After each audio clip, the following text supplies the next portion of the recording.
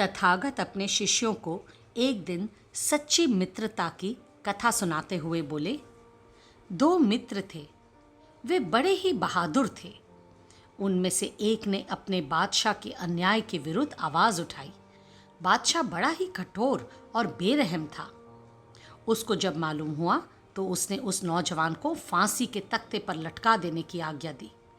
नौजवान ने बादशाह से कहा, आप जो कर रहे हैं वे ठीक है।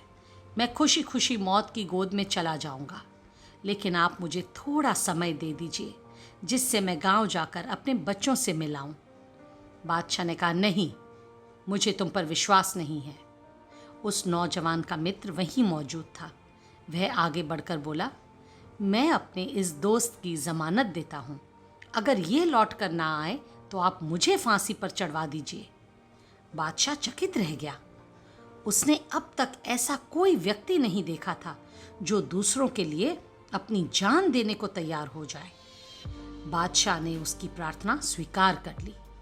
उसे 6 घंटे का समय दिया गया। नौजवान घोड़े पर सवार होकर अपने गांव को रवाना हो गया। उसका मित्र जेल खाने भेज दिया गया। नौजवान ने हिसाब लगाकर देखा कि वह 5 घंटे में लौट आएगा, लेकिन बच्चों से मिलकर जब वह वापस आ रहा था, उसका घोड़ा ठोकर खाकर गिर गया और फिर उठा ही नहीं।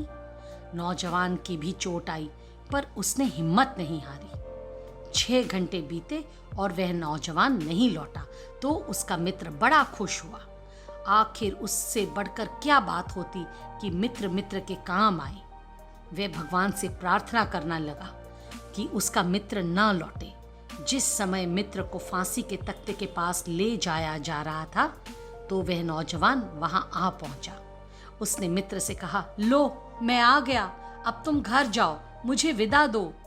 मित्र बोला, ये नहीं हो सकता, तुम्हारी मियाद पूरी हो गई। नौजवान ने कहा, ये तुम क्या कहते हो, सजा तो मुझे मिली है।